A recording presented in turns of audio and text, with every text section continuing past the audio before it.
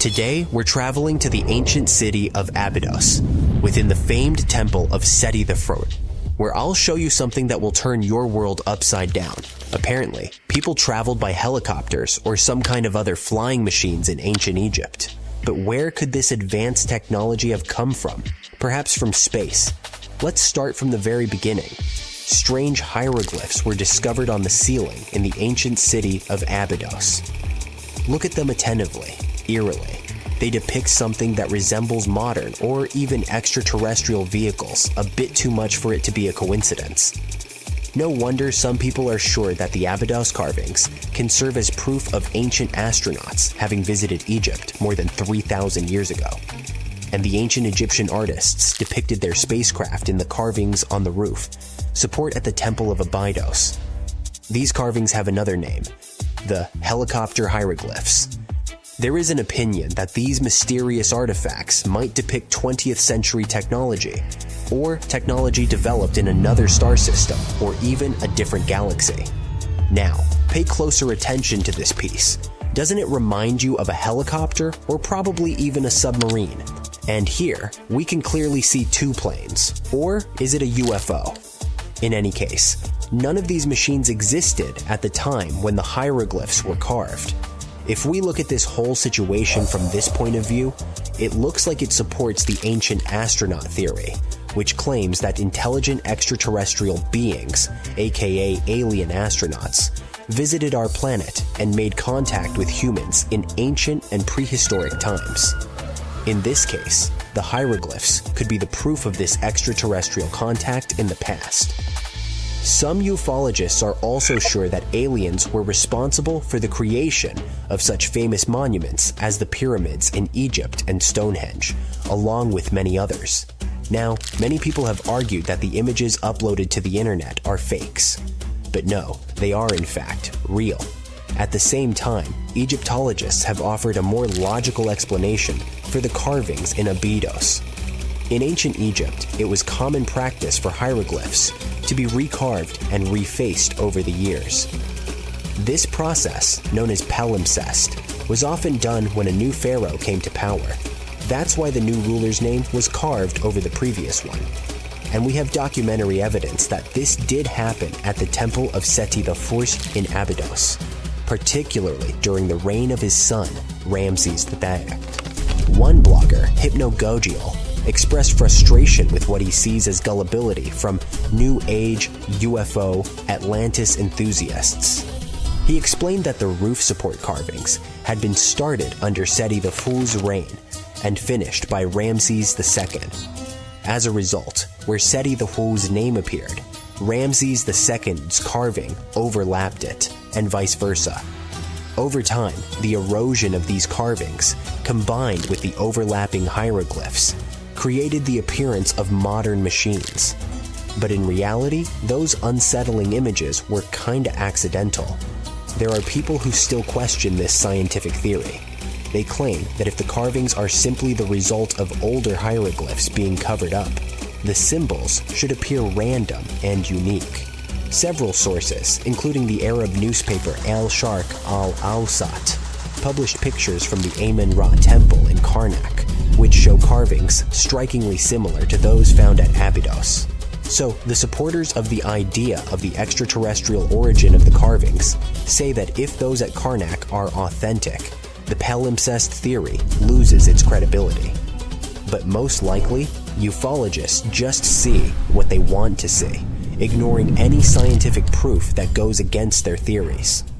They don't want to accept the fact that erosion, as well as the phenomenon of overlapping hieroglyphs, could have easily happened at both historical sites. Most people know that pyramids were built as grand tombs for the pharaohs, designed to ensure they had a smooth journey to the afterlife. The Great Pyramid of Giza, for instance, was constructed for the pharaoh Khufu. But what most people don't know is that this whole pyramid building trend started right here with the step pyramid of Djoser about 4,700 years ago. This massive structure was built for Pharaoh Djoser, a ruler from Egypt's 3rd dynasty. It rises 7 layers high above the ground and stands about 200 feet tall. We think of it today as a phenomenal architectural project. But for ancient Egyptians, the Step Pyramid of Djoser turned out to be more like a massive experiment, a trial run, if you will, to perfect their building skills before they moved on to even more ambitious pyramids. Reaching new heights is super exciting, but the real mystery is what is going on below the ground. In this pyramid's underground labyrinth, there is a network of tunnels stretching about 3.5 miles long. And some researchers believe these tunnels might have been part of a sophisticated water system that could completely change what we think about pyramid construction. Let's talk about this massive complex located in Saqqara. Surrounding the pyramid, there's what's known as a dry moat, a continuous trench that is up to 164 feet wide and almost 2 miles long. It forms a sort of rectangular shape around the pyramid. This trench has an average depth of about 65 feet. Now, if you were to add up all the earth and rock they dug out to create this moat, it would be about 10 times the volume of the Step Pyramid itself. For the longest time, people just assumed this trench was nothing more than a huge quarry, a place where they dug up stone and clay to build the Step Pyramid. Makes sense, right? But when you take a closer look, it doesn't add up. The trench is too narrow and deep to be practical for mining, and its layout doesn't match anything we know about ancient Egyptian quarrying methods. Plus, some sections of the trench are actually covered with a rocky ceiling, which would have made it nearly impossible to use as a quarry. Another theory suggests that the dry moat had some kind of spiritual significance. Maybe it was a sacred place, where souls of nobles gathered to serve the late king in the afterlife. There are even niches in the walls that work as a hint at this spiritual function. But most researchers believe that this purpose likely developed much later, long after the complex was built for Djoser. So what was the moat really designed for? In 2020, a researcher came up with a pretty intriguing idea. It is possible that this trench was actually designed to collect and manage water, especially after heavy rainfalls. Now, that makes sense when you consider the location. The moat sits in an area that could easily have been flooded by runoff water from nearby plains. This could also explain why the trench wasn't used for new graves until much later when the climate became drier and less prone to flooding. The story becomes even more intriguing as this trench appears to be part of a larger, more complex hydraulic system within the Djoser complex. It is like the trench has several compartments, carefully carved out of the rock and connected by tunnels. These compartments likely served as a part of a water treatment system, where water would flow from one compartment to the next, getting cleaner as it moved along. Now, here is where things start to tie into the pyramid itself. The Djoser complex has a series of underground shafts, and some researchers think that water from the moat's deep trench might have been used to power a hydraulic lift system, and this giant water-powered elevator could have been used to raise the heavy stones needed to build the pyramid. It worked like a volcano, but instead of lava, water did the heavy lifting. Imagine a big deep hole in the ground at the center of the pyramid site. Inside this hole, there was a huge wooden platform, kind of like a giant raft that could move up and down. When the workers wanted to lift a heavy stone, they would fill the hole with water. As the water rose, the wooden platform started to float up, carrying the stone with it, almost like a giant water-powered elevator. When the stone reached the right height, the workers slid it off the platform and onto the pyramid. The idea is that water from the deep trench, after being cleaned and filtered, would flow into these shafts. A massive float, possibly made of wood, would then rise as the water filled the shaft, lifting the stones up to where they were needed for construction. Once the stone was in place, they'd let the water out, lowering the platform back down to the bottom, ready to lift the next stone. This fancy hydraulic lift system could have been a game changer, making the whole building process a lot faster and more efficient without using a lot of workforce. It is like the ancient Egyptians were already embracing the whole idea of work smarter, not harder. But of course, not everyone is on board with this theory. Some experts argue that the area where the step pyramid of Djoser was built couldn't have held enough water from occasional rains to maintain such a fancy hydraulic system. The main theory suggests that, in the past, there might have been some kind of lake nearby that would have filled up after a period of rain, and this lake could have supplied water to the complex's hydraulic system. But there is no mention of such a lake in any ancient Egyptian writings, so it might be more of a what-if situation than a reality. And then there's the issue of the hard work itself. Remember when I said this method could have allowed the ancient builders to raise stones with far less effort? Well, that might not be entirely true. According to some experts, just building this hydraulic device would have required a lot more heavy work than simply moving the stone blocks using good old-fashioned manpower. And let's not forget, the step pyramid of Djoser is like a baby pyramid compared to those that came later. The stones used for Djoser's pyramid weighed, on average, about 660 pounds each, which is nothing compared to the more than 2.5-ton blocks used later for the pyramid of Chephren. If this cool water lift theory gets completely ruled out, we still need to explain how this pyramid was built in the first place. To answer that, we need to rewind a bit and talk about the original plans. See, before Djoser's tomb became a pyramid, the idea was to construct a simple mastaba. This type of tomb was pretty common in earlier periods, a flat-roofed, rectangular structure with sloping sides. But after the original mastaba was finished, they decided to expand it a bit by adding more layers on top. And then they added even more layers, until the construction reached 6 distinctive steps, each one smaller than the previous. And they probably did all this by raising those heavy stones using ramps, not a water-powered elevator. There is still so much we don't know about the step pyramid of Djoser. More research is definitely needed to fully understand how this system worked, or if it even existed at all. But the idea of using water to help build the pyramid adds a whole new layer to our understanding of ancient Egyptian engineering. It's a powerful reminder of just how clever and resourceful those builders were, using the natural landscape and the power of water to create one of the most iconic monuments in history. It's 1898, and you're taking part in excavations in Saqqara. This place, not far away from Cairo, is full of ancient tombs and pyramids. You're in your Indiana Jones mood and hope to find something really phenomenal to become famous. Gold, manuscripts, treasure maps, mummies of famous pharaohs. Wait, a wooden bird? You're really disappointed as it looks like a regular toy. An old one, but still. Little do you know that years later, someone would propose that your bird was actually an ancient monoplane. So the artifact, nicknamed the Saqqara Bird, is made of a sycamore tree. The birdie has a wingspan of just 7 inches and weighs around 40 grams. A perfect original souvenir from Egypt, I would say. It's over 2,000 years old and looks pretty plain, without any carvings of feathers or other intricate ornaments. It has a beak and eyes, though, which makes our find look like a hawk, the emblem of the deity Horus. Its tail is rather unusual as it's squared, looks weirdly upright, and it seems like the sunken part of it was the place for a now missing piece. Humans love solving a good mystery, so there have been several attempts to explain the use of the birdie.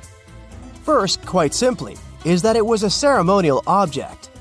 The second idea is that it was a toy for a child from some well-off family. It could have been some sort of boomerang, which was a popular concept in ancient Egypt. Then there was a theory that the bird had been used as a weather vane. But this one has been debunked as the figure doesn't have any holes or markings, except for the one made at the museum in Cairo to fix the exhibit on a stick. So there was no way to hang it in the past. Almost a century after the bird was found, Egyptologist Dr. Khalil Masiha proposed a new theory that it could have been a model of a monoplane. He believed the bird was missing a horizontal tailplane. Otherwise, it had its wings set at a right angle, similar to that of modern planes. It could have worked to generate the aerodynamic lift necessary for flights. Dr. Masiha also claimed that it was common at that time to place miniature models of technological inventions in tombs. So, did the ancient Egyptians really invent the plane in 200 BCE? That would make the Wright brothers, who are considered the inventors of aviation, really upset. They made one of their first flights only in 1903. There's just one way to know for sure, and that is to test the model. But you know, the ancient museum in Cairo would unlikely let one of their cherished exhibits fly around like a toy. That's why glider designer Martin Gregory built a similar model, this time of balsa wood, and concluded that even with the missing tailplane, the plane wasn't much of a flyer. Case solved? Not really. This didn't sound convincing enough to the History Channel, so they invited an aerodynamics expert to build another replica of the bird. He tested it in weather conditions similar to those in Egypt and was impressed with the little plane's abilities. So, if they did invent the prototype of a plane back in the times of pharaohs, it would be a good example of an oupart. That's an out-of-place artifact, an object that's way ahead of its time in terms of technology or history. And the Saqqara Bird isn't the only example of such a revolutionary concept. In 1901, a group of divers retrieved the Antikythera mechanism from an underwater shipwreck near the Greek island of Antikythera. It's been dubbed the world's first analog computer, and it's currently dated around 100 BCE. The bronze mechanism could tell the position of the sun, moon, planets, and stars, as well as the lunar phase, the dates of upcoming solar eclipses, and even the speed at which the moon moves through the sky. No one's sure who used it and how or where it was made. But it's obvious that it's extremely precise and way too advanced for its time. The first flushing toilets in the world were invented in the middle of the 20th century. Just kidding. The ancient Minoans on the Mediterranean island of Crete and the Indus Valley civilization both came up with this brilliant invention at the same time, around 4,000 years ago. The plumbing and sanitation were so well done that no one managed to design anything better until 2,000 years later. One ancient Minoan lavatory was discovered at the Palace of Knossos. It looks like it had a wooden seat set over a tunnel that directed water from a rooftop reservoir to an underground sewer. Other varieties got water from jugs. Only the super rich people could afford all this glory. So if you wanted to shop for real estate back then, the flushing toilet would be a telltale sign you were in the rich neighborhood. Automated doors became a cool, seemingly new invention back in 1931. But the technology behind them is actually much older. Think the 1st century CE old. Mathematician and engineer Heron of Alexandria came up with a hydraulic system to open and close temple doors. To bring it into action, you need to light a fire to produce heat. There was a brass pot under the fire, half filled with water. The inventor connected the brass pot to containers that acted as weights. When the fire was burning, the water moved into the containers. They went down and pulled the ropes. It was nothing like a supermarket door that opens in front of you before you even have time to think. Heron's door took hours to open, and there was no way to stop the process. That's why they only opened the doors once a day before people entered the temple, to add some mysticism at the temple during ceremonies. Spooky. Looks like the first ever battery was invented in Baghdad around 2,000 years ago. A German archaeologist found this oval-shaped clay jar in 1938. Scientists are still not sure what purpose it served and who exactly invented it. There is a theory that it was used for electroplating objects with precious metals. When they filled it with a weak acid like vinegar, the battery produced around 1 volt of electricity. Another theory says it was a vessel for sacred scrolls. Would you like to buy contact lenses designed by Leonardo da Vinci himself? In 1508, he invented a glass lens with a funnel on one side.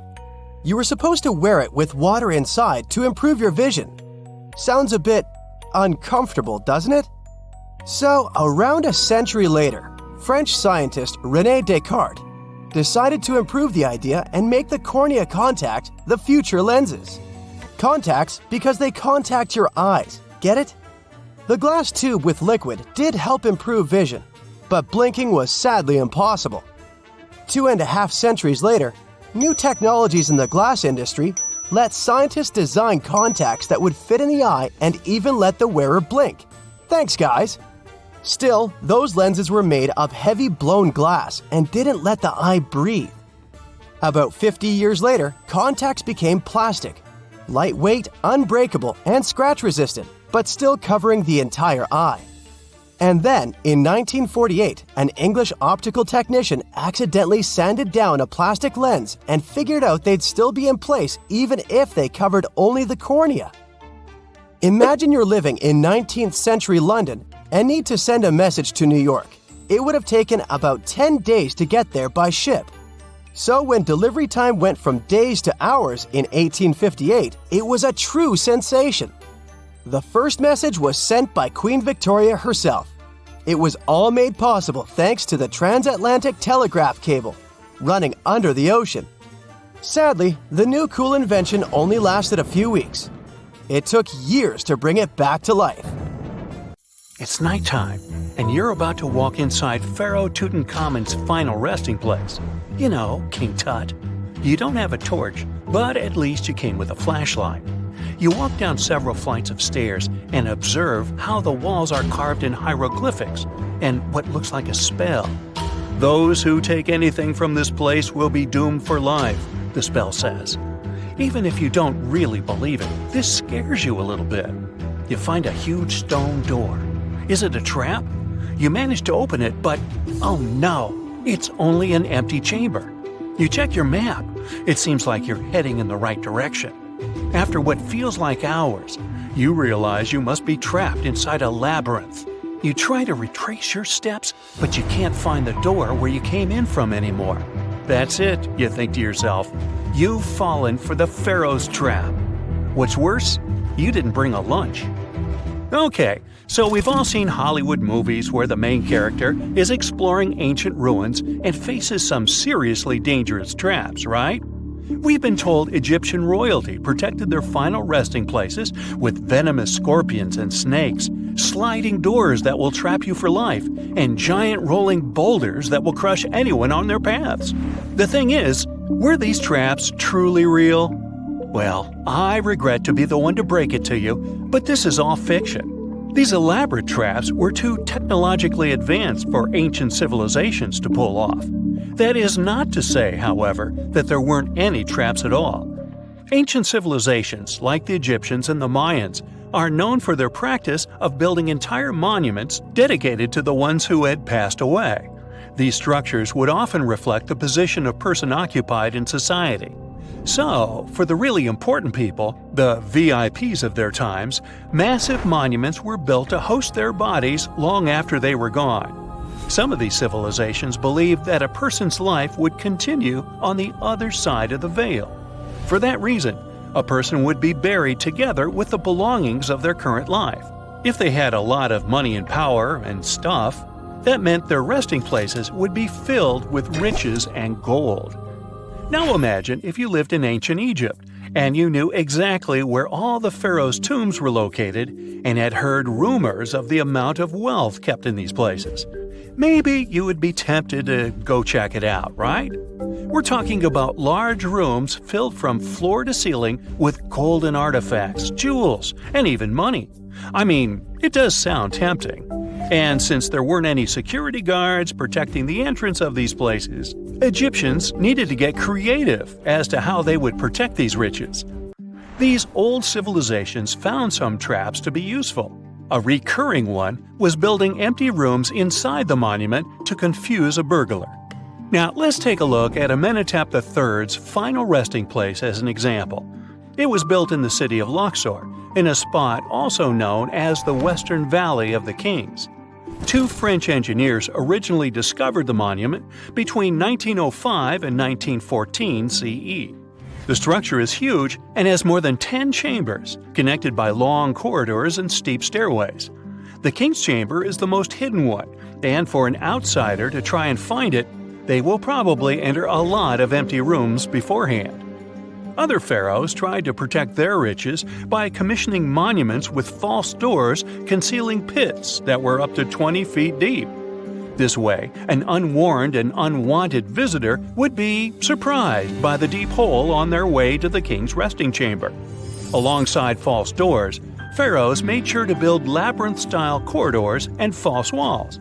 This way, robbers could take hours or days before they found the king's real chamber.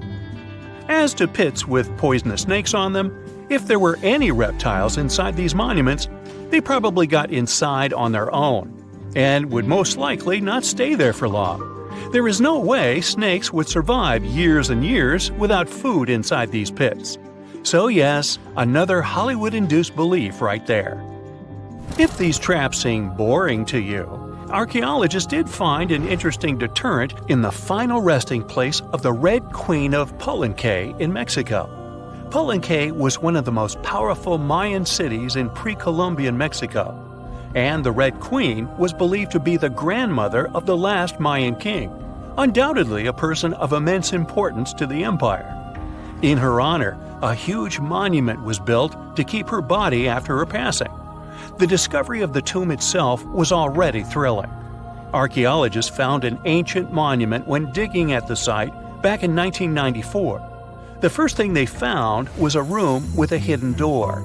Once they opened the door, they discovered a long corridor. Finally, at the end of this corridor was the Queen's chamber. The team of archaeologists was beyond excited to unearth this chamber with the mummy of the Queen herself still inside it. They found her to be accompanied by her pearls, jade shells, and expensive rocks. But as the team explored the remains, they saw something rather strange. The room was filled with a red-colored powder.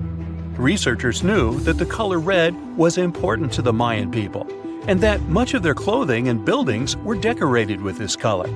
But they didn't understand why the queen was buried with this unknown red substance. After they took a sample back with them for further analysis, they discovered that the red powder was cinnabar, a very dangerous mineral. This powder, when inhaled, can cause, shall we say, severe health damage to a person. The team concluded that this could only be a trap for anyone trying to steal her riches. Okay, so dangerous powders might have worked as the most intense traps we've seen until now. But perhaps the cheapest way to keep out unwanted visitors was to advertise spells written out all over the monument. We'd probably laugh at these today, but back in the day, they were more or less effective. Spells usually said that the person who took anything from that place would meet a tragic fate. Some spells said that robbers would lose their houses in big fires or terrible floods. Other spells said burglars would have incurable and undiagnosed health issues, but they weren't really enough to stop people from taking any gold. There are some stories surrounding how these spells might have been real. One of them is from the famous British Egyptologist Howard Carter, the one responsible for unearthing Pharaoh Tutankhamun's resting place in the 1920s. After months of unsuccessful digging, Carter discovered the tomb's existence by chance. He found the entrance to a stairway right beneath the soil where he had been searching all those months. With the help of a team, he cleared the piles of sand blocking the stairs and discovered a doorway. The door had several royal symbols carved into it, and Carter knew this could only mean a very important person had been buried there. And he was right. With a chisel, he made a hole in the top left-hand corner of the doorway and lit his vision with the help of a candle. He couldn't believe what he was seeing, the reflection of several golden and jeweled items crowding the chamber before him. Lost for 3,000 years, Carter had just discovered the final resting place of King Tut. But the story didn't finish here. This discovery was accompanied by a series of unfortunate events that led people to believe it had something to do with the Pharaoh spell.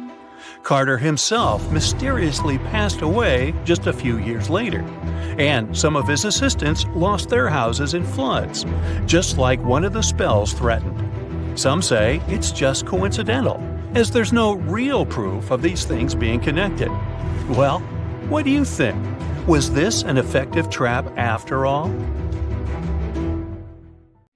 Well, there you are. The sun is scorching, you're thirsty.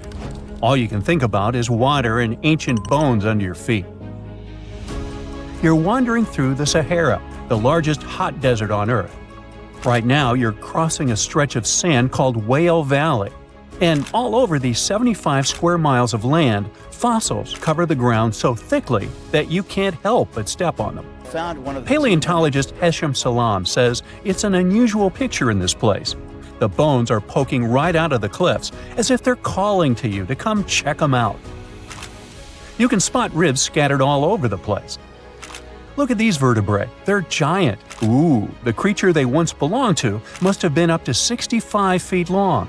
The fossils show that the animal had a streamlined body like today's whale, but still had features like hind legs and feet. For scientists, it means a very exciting thing. They might have discovered a fully intact skeleton of a prehistoric whale. It was an animal that lived in this area when Egypt was underwater. You see, today, the Valley of the Whales is the world's largest ancient whale graveyard. You're likely wondering what marine animals are doing in a desert more than 100 miles away from the nearest coast. Well, millions of years ago, this desert was at the bottom of a massive ocean called the Tethys, which stretched from Europe to India. When sea levels dropped, the ocean left behind a seabed covered with fossils.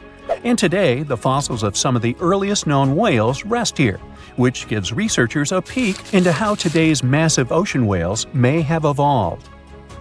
The fossils here are super detailed, even with some stomach contents still intact. Uh-oh. Scientists have also found fossils of ancient sharks, crocodiles, and turtles, helping to recreate what this marine world looked like millions of years ago. Now, the first whale bones were discovered in 1902, but it wasn't until the 1980s that people really started to explore the area, only when access to this area became better. Sadly, some fossils had been taken away by collectors before the site turned into a protected area. Most of the fossils are just under the surface, slowly revealed by erosion. Whale Valley gives us an amazing glimpse into millions of years of ancient coastal marine life. But let's move further. Ancient whale fossils aren't the only discovery you're going to make today. For over 150 years, scientists have been puzzled by a strange creature that lived millions of years ago. But now, thanks to some amazing fossils found in Morocco, they've finally figured it out. Look at them. These creatures are called blah blah blah. Nah, I'm kidding. Stylophorans. They look like flattened armor with a long arm sticking out. Researchers discovered these creatures in 2014 and were shocked. The fossils dated back around 478 million years. They found around 450 specimens, and to their surprise, some even had soft tissues preserved, which is super rare. Before this, they only knew stylophorans from their hard parts. Originally, scientists thought these creatures were good old echinoderms, animals like sea urchins and starfish. But new discoveries prove that they had a core body and feeding arm similar to modern starfish, complete with a water vascular system to help them move and eat. This finding ends a long debate about where stylophorans fit in the animal family tree. Now we know they're related to echinoderms, but are more advanced because they don't have the typical 5-ray symmetry. Ooh, come here and look at this giant fossil. It was found in the Sahara and gave scientists new insights into the Spinosaurus, the largest carnivorous dinosaur we know about. These 95 million-year-old remains also confirm that it was the first known swimming dinosaur. The Spinosaurus had flat paddle-like feet and nostrils on the top of its crocodile-like head, perfect for staying underwater. It was a pretty weird dinosaur with a long neck, trunk, tail, and a 7-foot sail on its back, so it must have spent a lot of time in the water. At over 50 feet long, Spinosaurus might have been even larger than T. rex. The first Spinosaurus remains were discovered about 100 years ago in Egypt. But only this new fossil, found in Morocco, helped scientists reconstruct this dinosaur for the first time. Researchers paid attention to the creature's shorter hind limbs and wide claws. These features point to adaptations for life in the water. Its snout and dense bones also suggest it was a swimmer, while its spiked tail likely attracted mates. Hey, good looking, come here often? And here's another astonishing find made in Tunisia, the remains of Machimosaurus rex. Now, so far it's believed to be the biggest crocodile ever.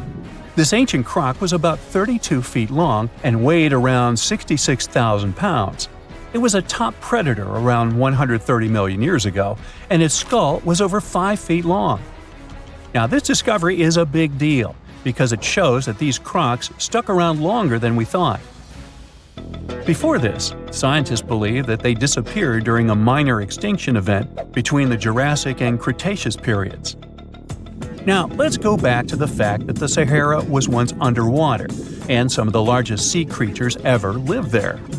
A study published in the Bulletin of the American Museum of Natural History speaks about an ancient body of water called the Trans-Saharan Seaway. It existed between 150 million years ago, covering parts of Western Africa. Scientists spent 2 decades trying to recreate this prehistoric underwater world. They found it was warm and shallow, home to some pretty terrifying creatures, including 5-foot-long catfish and 40-foot-long sea snakes. Yikes! The seaway was cut off from larger oceans for long stretches, which may have helped these predators grow larger because resources were always available. It's a classic case of evolution at work, leading to what scientists call gigantism in isolated environments. But all that water didn't just disappear with no trace. Under the sands of the Sahara, scientists have discovered a massive ancient lake, which they're calling a megalake. Makes sense? This lake formed around 250,000 years ago when the Nile River flooded the eastern Sahara. At its biggest, this lake covered over 42,000 square miles. It's about half as big as Kansas. They also found evidence of a smaller lake, 93 miles west of the Nile, at a slightly lower level and covering 18,600 square miles.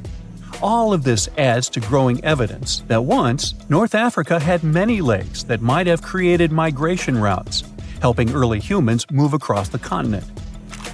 Now, in the Sahara, you can find not only fossils of bizarre animals. In May 2020, some weird rocks with greenish crystals were discovered in a sandy region in southern Algeria's Sahara Desert. When scientists checked them out, they found out these rocks weren't from Earth. They were actually pieces of a meteorite called etched 002. This meteorite is super old, like the oldest volcanic rock ever found. It melted ages ago in the fiery heart of an ancient protoplanet that no longer exists. Researchers had recently published a study in Nature Communications, revealing that they have analyzed lead and uranium isotopes in etched 002 and found out it's more than 4.5 billion years old. Another cool discovery made in the Sahara is quite unexpected. A few years ago, scientists found what they think are the world's oldest colors, and they're bright pink. These pigments were uncovered from rocks that are around 1.1 billion years old in the Sahara Desert. The colors came from microscopic organisms, as animals didn't exist back then. The discovery was made by a PhD student who crushed the ancient rocks and analyzed the pigments. These pink pigments are actually ancient chlorophyll from photosynthetic organisms that lived in an ocean that's long gone. Researchers are now sure that this finding could help explain why larger, complex creatures showed up much later in Earth's history. Before these colors were discovered, scientists didn't know what was missing in the food chain that delayed the evolution of larger animals. Now they understand that tiny cyanobacteria were at the bottom of that chain. Apparently, this discovery is not just about finding some old pink stuff. Scientists believe it's a breakthrough in understanding the history of life on Earth. Unlike many other ancient Egyptian burial grounds, King Tutankhamun's tomb stayed hidden and free of unwanted thieves for 3,000 years. One reason was that the tomb was smaller than average and tucked away in a place called the Valley of the Kings. This area was already being extensively explored by the time they stumbled upon Tut's spot. The entrance was all covered in debris from building a nearby tomb, which must have also helped keep it a secret. There were also zero writings or signs on the outside of the tomb. Time passing also played a part in keeping it in amazing shape until the 1920s, when a man named Howard Carter finally made it in. But was Carter that big of a hero? Some recent findings say he might have been sneakier than initially thought. People used to think Carter wasn't just a glorified treasure hunter, he was a true archaeologist. Before Tut, he had been on a relentless quest for Egyptian artifacts. He discovered his interest in these unusual objects when he was a child, and soon started drawing the sculptures and inscriptions that were found in ancient tombs. After stumbling upon the remains of King Tut, Carter spent a decade recording and processing all sorts of objects, like golden thrones, chariots, and statues from Tut's tomb, shipping them down the Nile to Egypt's museum in Cairo. Well, at least that was the official story. More recent discoveries claim that not all of the objects made it to Egyptian officials. A secret letter seems to uncover Carter's little 10 for them, 1 for me policy. The letter in question was sent to Sir Alan Gardiner, a philologist and friend of Carter's, dated from 1922. In these writings, Carter mentioned having found the tomb and was asking his buddy for some advice. In another letter from 1934, Gardiner seems to be thanking Carter for an amulet, which was sent to him as a thank you gift. Carter was adamant that it didn't come from Tut's tomb, but evidently it did. Even the British director of the Egyptian Museum was onto Carter's sneaky endeavors, but couldn't prove it. He compared Gardiner's amulet to others from Tut's tomb, and lo and behold, they were a perfect match. Gardiner was so disappointed to have been put in such a sticky situation that he vented to Carter in another letter. Deciding to be a good friend, Gardiner didn't throw the famous archaeologist under the bus. Instead, he advised Carter to take those stolen goods back to Cairo, just like he'd advise you to like this video and subscribe to the Brightside channel for more amazing videos on the most unique topics in history. It's not the only shady piece of information on Carter's post-discovery behavior. In 1947, a man named Alfred Lucas, who used to work with a controversial archaeologist, gave some information in an obscure journal in Cairo. He claimed that Carter sneakily cracked open the burial chamber door himself. Then he sealed it back up like nothing had happened before the official uncovering. Now, why would he do that? Well, the same theory suggests that Carter and his crew might have entered the tomb early so they could get their hands on some ancient goodies. Obviously, these people couldn't risk having such objects sold while they were still alive, but made sure they were auctioned off after they passed. Carter, though, never confessed to anything. He made no official denial either, but the Egyptian government couldn't risk any more mysterious disappearances, so they prohibited him from entering the tomb for a while. Some have connected this apparent stealing to the curse of King Tut.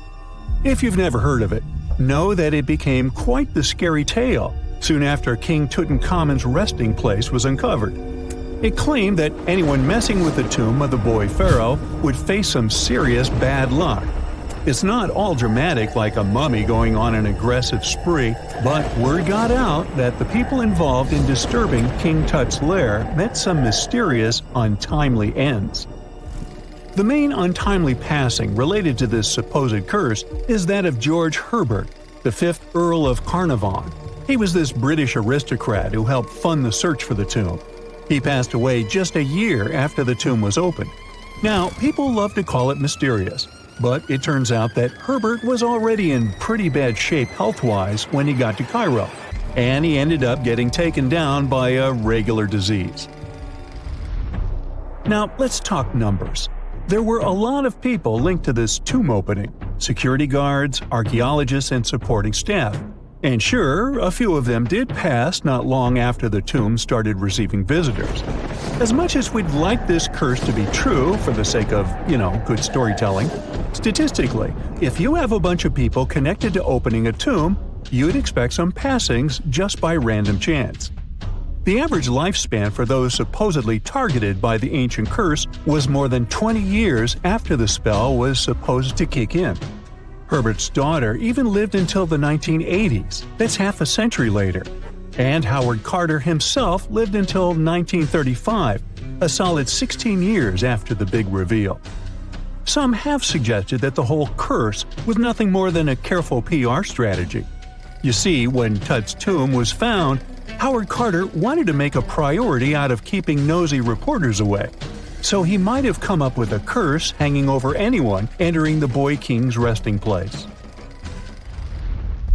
But what was stolen from King Tut's tomb anyway? Well, some jewelry to begin with. It might have been snatched by Howard Carter himself, according to a French specialist. He did some intensive research by looking at old pictures taken from inside the tomb back in the 1920s. He compared those images to various objects from museums and auction houses. He soon started to piece together the whereabouts of some of Tut's jewelry. First up, there's this collar that used to be on Tut's chest. It was all broken into pieces, and some parts went via Carter to the Nelson Atkins Museum in Missouri. Meanwhile, other bits ended up on a necklace owned by some unnamed people who tried to sell it in 2015 but failed. Even the Nelson Atkins Museum agrees, as they've confirmed the information on their website. Then there's a headdress piece. Some beads from it that once belonged to Tut apparently got stolen by Carter too.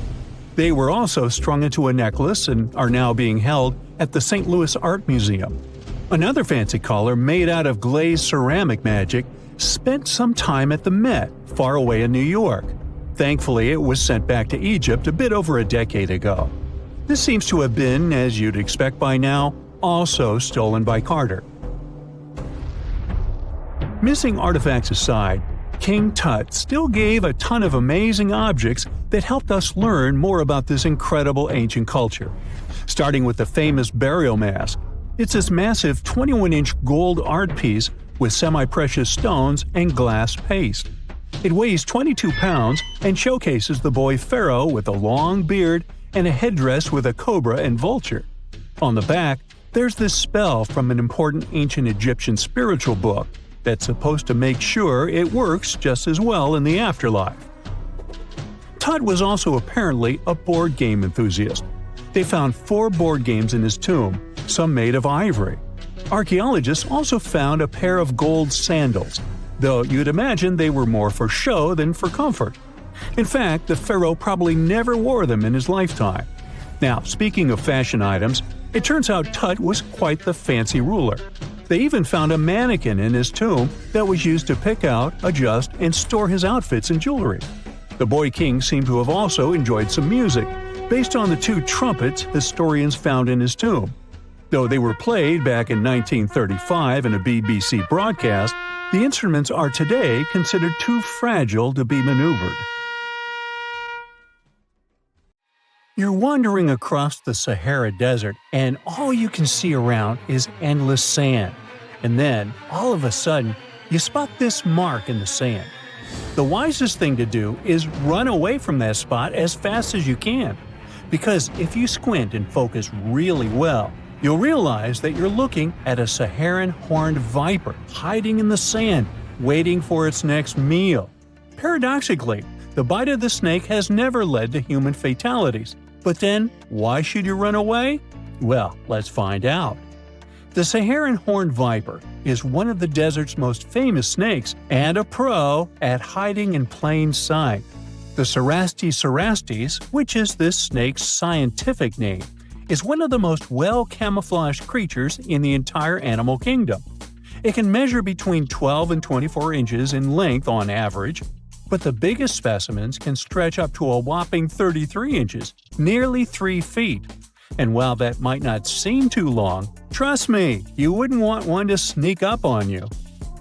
Interestingly, the females of this species are larger than the males, which is rare in snakes and gives the females an even more intimidating presence.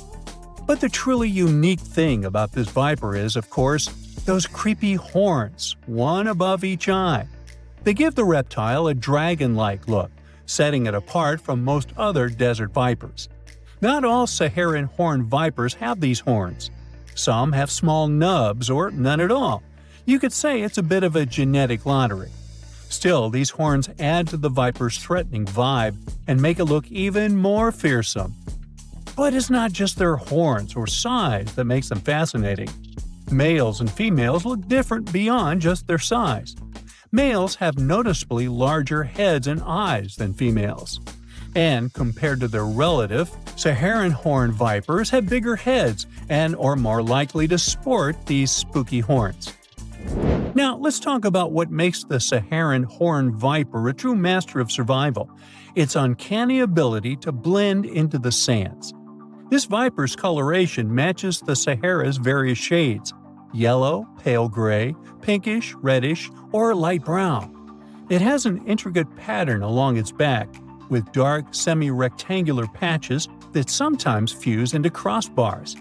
At the same time, the underbelly is white, and the tail often has a black tip. And it's another trick. Some animals can mistake this feature for a scorpion stinger. This camouflage is the viper's main line of defense and its tool for hunting. The reptile doesn't just slither around in plain view.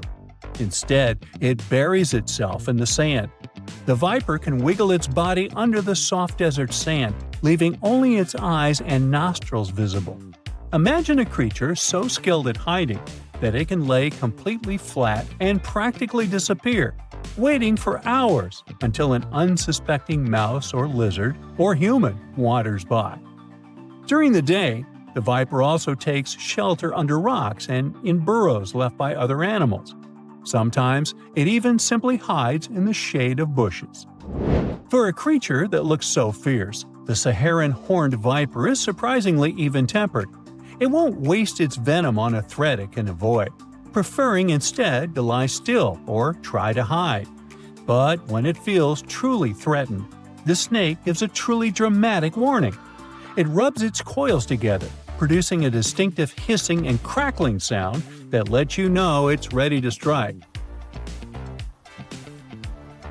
And if you ignore that warning, well, this viper's bite is loaded with toxic venom that can be quite dangerous. That's why handling such snakes can be a fatal mistake, as two unlucky handlers in Europe once discovered. Both men were bitten by captive Saharan horned vipers, and the bites caused extreme swelling, blood clotting issues, and even kidney failure. The venom in these bites has special compounds that mess with blood clotting, attack kidneys, and can cause serious internal bleeding. The best treatment for these bites is specific antivenom, but it's clear that the bite of a Saharan horned viper is nothing to take lightly. Now here's another astonishing fact about this reptile. When it does move, the Saharan horned viper doesn't slither in the usual way. Instead, it uses a unique style called sidewinding.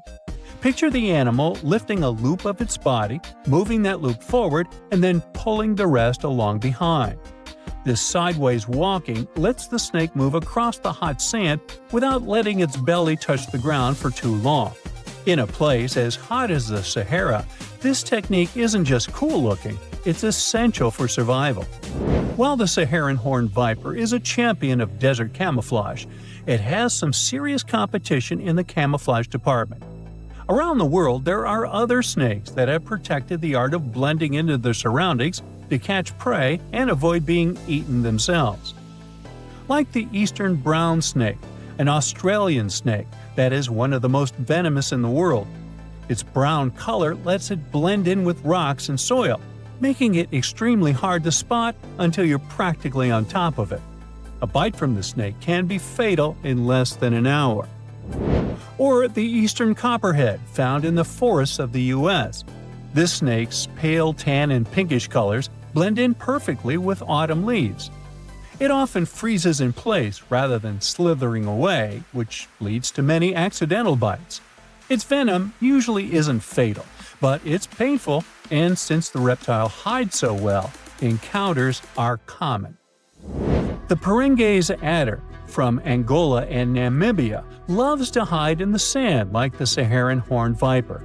It mostly eats lizards, and its sandy-colored scales make it almost impossible to see. Thankfully, its bite isn't too dangerous for humans. Now look at this terrifying creature. It's the timber rattlesnake. This rattlesnake lives in the lush forests of the U.S. and uses its colors to blend into the forest floor.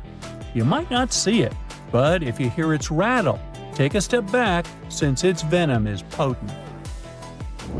The Pacific gopher snake, found on the west coast of the U.S., can grow up to 7 feet long. The only plus in this situation is that this reptile is non-venomous.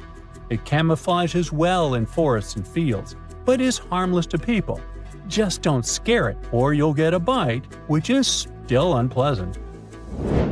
In the rocky terrains of California and Oregon, you might meet the northern Pacific rattlesnake, which likes blending into dark brown and gold rocks. Hearing a rattle is often your only warning, since this dangerous snake is nearby. These neck snakes aren't particularly dangerous, but they're unsurpassed masters of camouflage. The smooth green snake has a bright green color that matches the leaves in trees and grass, which makes it practically invisible among foliage.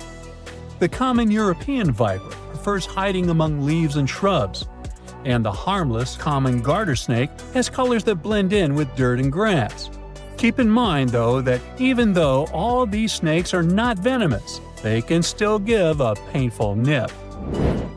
Oh, and I can't but mention the massive reticulated python. Even though it can grow over 21 feet, this South Asian snake is expert at hiding among leaves and shadows. It's one of the only snakes known to occasionally hunt humans, so tread carefully in its territory. Now, in the wild, snakes like the Saharan horned viper rely on camouflage to hunt and avoid being hunted. They might be blending into leaves, sand, or rocks, but in any case, these snakes have evolved to stay hidden from predators and prey alike. The desert viper buries itself to stay cool and catch food, while forest snakes blend in to hunt in silence or avoid curious humans. For them all, staying hidden isn't just a matter of survival, it's a huge advantage. So, next time you're out in nature, remember that you might be walking right past a hidden hunter, watching you from the shadows with a quiet, horrifying patience. Have fun out there. Consider the Great Pyramids, one of the original 7 wonders of the world and the only one that still exists today. Did you know that the pyramids of Giza weren't the only pyramids out there? And they weren't even the first ones. First, there were the pretty good pyramids, but they didn't catch on. Nah, I made that up. Back to the story. In ancient Egypt, it was believed that kings were chosen by gods to serve on earth as their mediators. In the afterlife, they were expected to become gods themselves. The pyramid complex was built to make sure that the king had everything they might need in the afterlife. The complex included the pyramid, a palace, and temples. The tomb in the pyramid, where the king was buried, was filled with many things they might need, like furniture, food, and gold vessels. Actually, the first pyramid had been built 80 years before the first pyramid of Giza appeared. Overall, there were around 100 of them. Some weren't finished though, since the construction took a while and not every pharaoh lived long enough to see the end of the construction. And now let's talk about the construction itself. The biggest of the pyramids of Giza is as tall as a 40-story building. So how on earth did they manage to build a structure that massive 5,000 years ago, long before machines and other equipment appeared? Well, let's figure it out. So Pharaoh Khufu ascended the throne around 2575 BCE, and his architects started the construction of the oldest and biggest of the pyramids of Giza. He figured that over 2 million limestone blocks had to be used to build the pyramid, each weighing around 2.5 tons, around the weight of a rhino. The architect wanted to finish the construction in 20 years. To make it possible, a stone had to be carried and pushed into place every 4 minutes, 24 hours a day, 7 days a week, and 365 days a year, except leap year. So obviously, a lot of workers were needed to make it happen. Many believe that it was enslaved people who worked at the pyramid's construction site, but that's not true. Workers came from all over Egypt to contribute to the project. All in all, around 25,000 of them. The Egyptians were doing all kinds of work, starting with manual labor and crafting tools to administrative work. They all worked around 10 hours a day.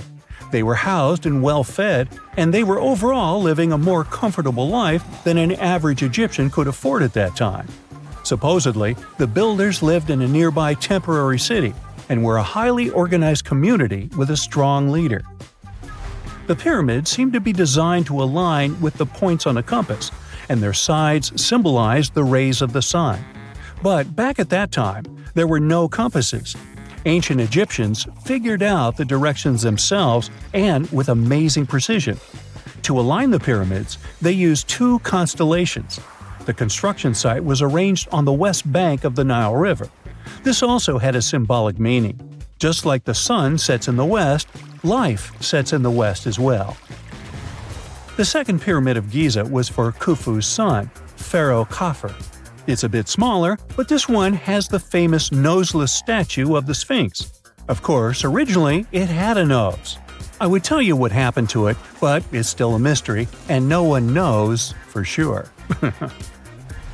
Sphinxes have the body of a lion and the head of a human.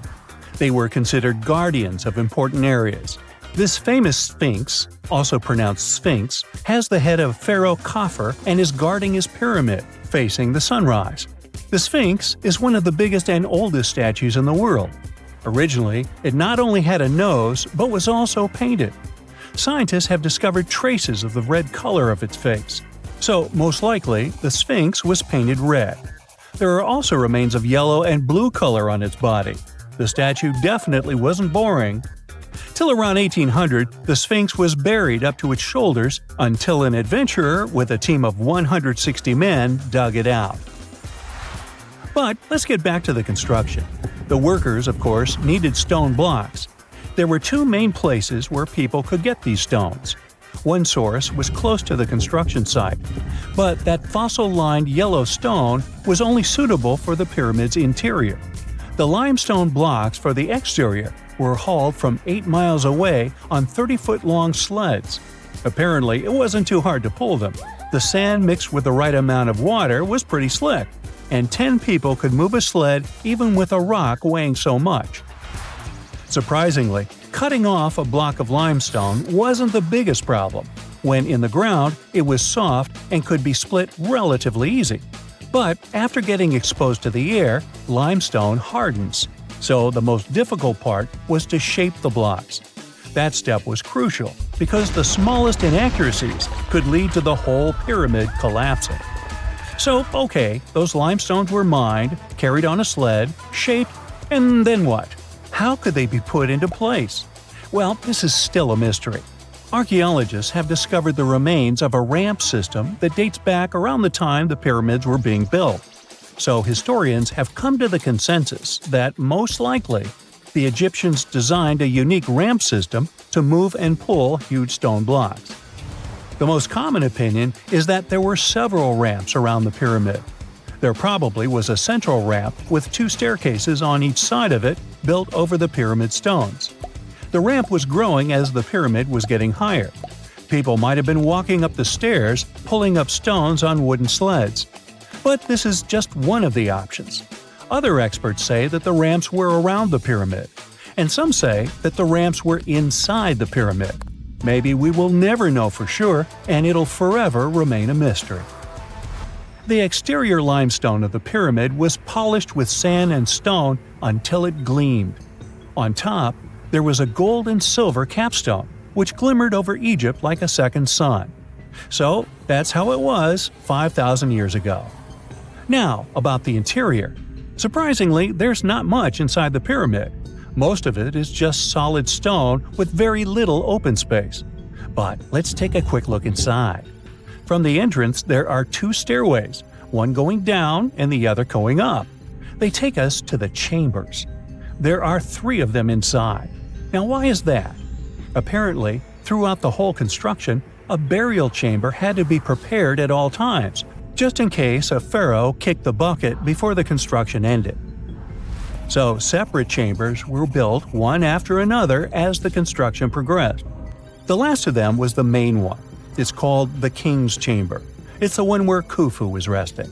It's the biggest room at the very heart of the pyramid, and there's a big passageway leading to it. It was likely used as a kind of elevator to move granite up to build the interior. Granite was also used to make 5 stories of support beams to ensure that the pyramid didn't collapse. And we can see that it worked since it's been standing for centuries. Unfortunately, none of these chambers have hieroglyphs on the walls.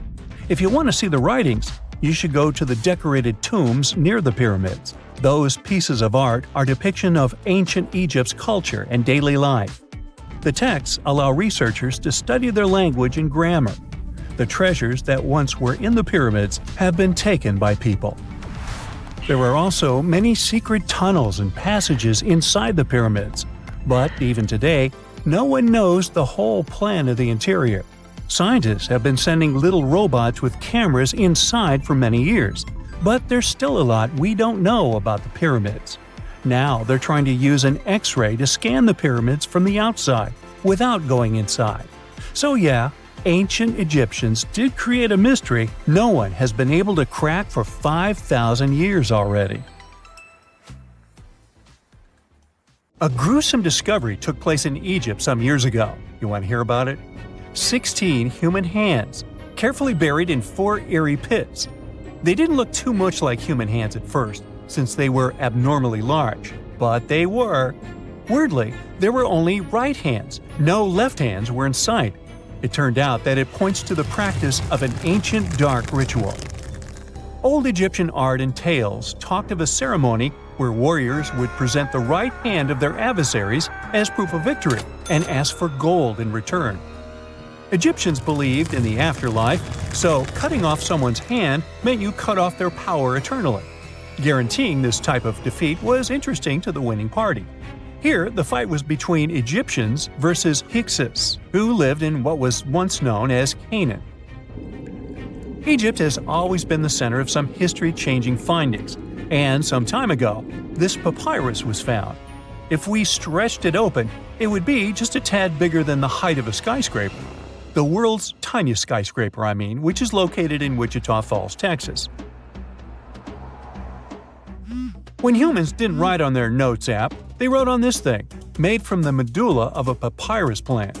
Around 2,000 years ago, ancient Egyptians wrote something reminiscent of a book where they describe most of their funerary traditions and their visions of the afterlife. It's considered one of the most important texts from ancient Egypt and is still sold in bookstores to this day. This ancient manuscript was unearthed from a chamber located just south of the Pyramid of Djoser, located in Saqqara. Oh yes, Djoser is the oldest pyramid in Egypt and not the Giza pyramids like most people think. So recently, the site of Saqqara buzzed with excited archaeologists who probably found one of Egypt's oldest complete mummies.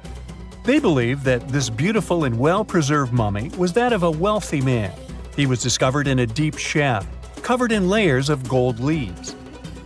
There are many symbols that show he was an important and wealthy man, like the band he wore on his head, the bracelet on his chest, and the fact that he was embalmed with a tunic, which was reserved for Egypt's finest. The most exciting part of the entire discovery was finding the resting place sealed with mortar, just as the ancient Egyptians had left it 4,300 years ago. Now this may sound weird, but back in 2008, archaeologists discovered a missing pyramid. Now it went missing because it deteriorated over the span of 4,000 years. Today, you can only see its base. It was a pretty important site back in ancient times. It is said that around the area of the pyramid, the ancients hosted a special type of ceremony where high priests would carry mummified remains of sacred bulls. Now here's a fun fact. Ancient Egyptians believed that Apis bulls were earthly incarnations of the city deity of Memphis and was connected to rites of fertility. It wasn't just any Apis bull though. They needed to be all black, with a single white mark between its horns and a bunch of very specific characteristics.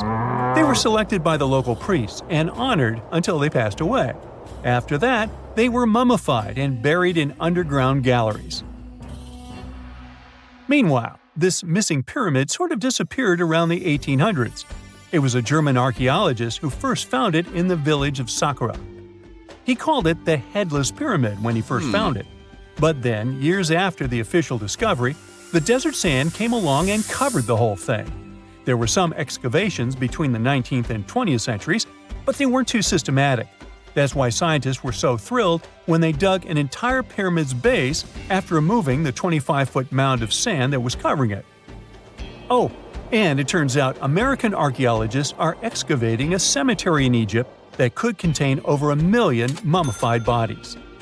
So far, archaeologists have dug around 1,700 mummies. One of the main differences from other classic Egyptian mummies is that these people weren't kings and pharaohs. They were commoners that most likely lived about 1,500 years ago, when Egypt was controlled by the Roman and Byzantine empires. The name of the cemetery is cool, though, the Way of the Water Buffalo, just in case you want to check it out on your next trip. Other than bulls and buffaloes, ancient Egyptians also liked baboons. Are you seeing a pattern here? In the beginning of the 20th century, archaeologists discovered a site filled with mummified baboons in a place called, guess what? The Valley of Monkeys. An animal wouldn't have been mummified if it wasn't considered important. Certain animals were more important than others, since they were linked to specific deities. Jackals were connected to Anubis, the ancient god of the afterlife, and cats were likened to the female deity Bastet. Baboons were a pretty big deal, since they were believed to be connected to Thoth, the deity of wisdom and advisor to Ra, one of Egypt's supreme deities. The archaeologists who studied these animals weren't too happy. They think these baboons were kept inside and were deprived of sunlight for most of their lives. They had extreme vitamin D deficiencies and they were poorly fed. Maybe Thoth got angry with these baboon keepers. Just a guess. Since there's never a boring day for archaeologists in Egypt, they also found human mummies with golden tongues. Since Egyptians were all about the afterlife, they believed that golden tongues might help a person speak once they pass to the other side. I mean, it's a long shot, but hey, why not? Some of these mummies were placed in wooden coffins with goods, such as necklaces, pottery, golden artifacts in the shape of lotus flowers and scarab beetles, and iPhones. Just kidding. A new temple was also unearthed recently in Egypt. Scientists believe it was dedicated to honor Zeus Cassios. That deity would be a cross between Zeus, the almighty Greek deity of the sky, and Mount Cassios. While digging around the Sinai Peninsula in Egypt, archaeologists spotted 2 pink granite columns poking out of the ground, and bingo. They believe these columns represented the temple's front gate and collapsed during an earthquake many years ago. And speaking of deities, there weren't only super serious deities. Recently, scientists unearthed a golden ring in a city south of Cairo. No, Frodo, it's not magical. It was a normal gold ring, but it had the depiction of the deity of fun, officially named Bes. This deity is often described in sacred texts as a happy chubby dwarf. Today, many tattoos we get are sorta deprived of any sense and are made of aesthetic purposes only. In ancient Egypt, though, women would get tattoos as a token of protection for childbirth. That's what scientists think, at least. Around the Nile region, scientists found some mummies that had well-preserved tattoos, which is a rarity since the skin deteriorates so easily. 2 of these women tattooed their lower backs, and the drawings were simple. They were mostly pictures, including that same chubby dwarf we just talked about, Bes. He also had a side hustle as the protector of women during childbirth. Now, would you believe me if I told you ancient Egyptians invented robots? No? Well, that's because that's not entirely true. Sure, they were astronomers, mathematicians, and engineers, and somehow they also squeezed an eccentric invention into that package. An automated deity some scientists called Hathor. This wooden statue had been in the Metropolitan Museum of Art for years before someone noticed its secret. With the help of an X-ray machine, specialists discovered a mechanical operating system inside it. The pulley-like axis goes from the statue's shoulder to her left leg. When the system rotates, the statue raises and lowers her hand. Hey, pick me! Pick me! I got my hand up here. Summers in the Middle East get so hot that they change the landscape dramatically and make entire cities resurface from the past. That's what happened in 2018 when the city built by a mysterious empire on the Tigris River was finally released from its water trap. Archaeologists rushed to the location as they didn't want to miss a rare chance to excavate the site and learn more about the history of the place. They believe they've found the Bronze Age city Zakiku, founded over 3,000 years ago and fully submerged in the 1980s when a dam was built in its place. It used to be a busy hub for the Mitanni Empire for caravans on the popular trade route. It had water, which is a rarity in the area, and it was a guarantee for success. We know very little about the once powerful empire, as scientists haven't found any written chronicles in the excavated sites. That's why the archaeologists were thrilled to find an entire palace for the local ruler. Several years later, when the area became free from the water again, they found some fortifications to protect the city from foes. The highlight of their expedition was finding a huge public storehouse for trade goods and harvests, piles of wheat and barley, and imported metal and wood. Bread was the staple food for the locals, and they also loved big pots of vegetable soups and stews for lunch. Each household kept sheep, goats, cows, and pigs, so they had a steady source of milk and meat for special occasions. All the constructions found so far were built from bricks molded from mud. The walls that were underwater for over 40 years are so well preserved as if they went down yesterday. The royal palace stands out as it's larger than the other constructions, has thicker walls, and even pavements made of baked mud bricks that were sealed to be waterproof. The local king must have been in good relations with the emperor of the larger empire, of which Akiku was dependent. Traders who lived in the city collected wooden beams and took them to storehouses. The beams arrived down the Tigris River from the forests in the mountains in the north and east of Mesopotamia. Merchants came here to sell their goods and then crossed the Tigris on their way to the borderlands. Zakiku was thriving as a center of commerce for about 6 centuries until it was hit by a massive earthquake in 1350. Archaeologists found 5 ceramic vessels holding over 100 clay tablets made close after the earthquake. It's almost a miracle that small tablets of unfired clay managed to survive underwater for decades. People who created those must have carved notes on clay while it was still wet. They wrote about anything, from newly stored harvests to notes for other kingdoms. Then they would let the message dry in the sun. Scribes even had to learn a different language so that everyone outside the city could read it. Scientists believe the tablets they found used to be part of a private archive. They hope to decipher the notes to learn more about the history of Zakiku and the whole empire after the terrible earthquake. The damage to the buildings was so enormous that it was impossible to restore Zakiku to its former glory, and if there had been any survivors, they must have left the city. Several decades later, the Assyrians, who also lived in Mesopotamia, settled here. They built their houses on the ruins of the abandoned city and used whatever structures they could find from the previous residents as outer walls. But they stayed here only for 50 years, then decided to build a new capital on more fertile soil to make some good cash from agriculture. Archaeologists working in Zakiku had to halt excavations when the water levels went back up and covered the city. They sealed the ruins in tight-fitting plastic sheets and put stones and gravel on top. They hope it will help protect the priceless site from water erosion and prevent it from disappearing again. They realize how important water from the dam is for the region, but if it recedes again, they say they'll definitely continue the excavations. There was a bustling community in today's Taklamakan Desert in China around 1,600 years ago. It lived along the Nile River, which ran through the desert for miles and got its water from the melting snow in the mountains. After 3 years of work in the area, archaeologists and scientists managed to dig up 8 tombs in the desert. Thanks to the desert heat, the clothes and artifacts inside them were almost as good as new. The people who wore those must have lived in the ancient city of Naya. Naya used to be part of a prosperous kingdom at the heart of the Silk Road trading route and had a population of over 3,000 people.